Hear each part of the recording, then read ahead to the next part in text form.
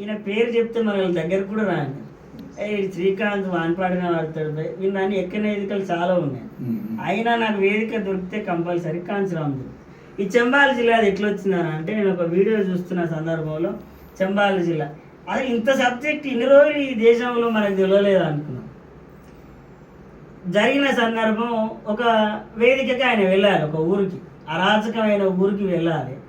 మనోన్నే పంపించి అక్కడ ఉండేటోడు భయ్ నువ్వు కాంచీరామని రానియొద్దు అని చెప్పి కాంచీరామ్ ఆయనను కూడా కన్విన్స్ చేసి చంబాలు